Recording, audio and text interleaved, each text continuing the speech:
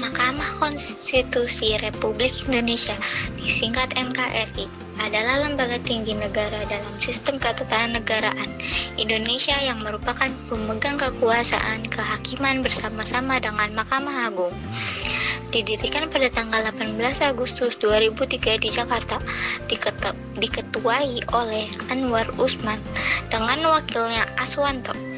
Dasar hukumnya, perubahan ketiga Undang-Undang Dasar Negara Republik Indonesia tahun 1945. Kewajiban dan wewenang Mahkamah Konstitusi.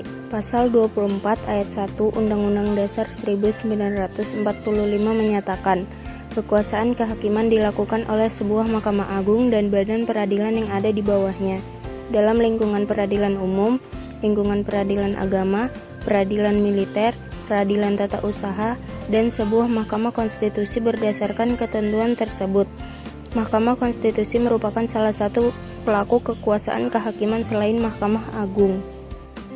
Kekuasaan kehakiman merupakan kekuasaan yang merdeka untuk menyelenggarakan peradilan guna menegakkan hukum dan keadilan.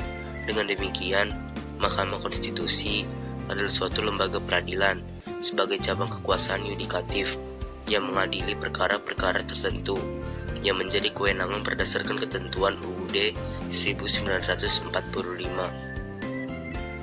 Mahkamah Konstitusi Republik Indonesia mempunyai 4 kewenangan dan 1 kewajiban, sebagaimana diatur dalam Undang-Undang 1945.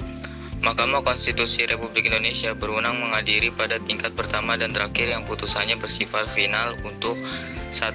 Menguji Undang-Undang Dasar Negara Republik Indonesia. 2.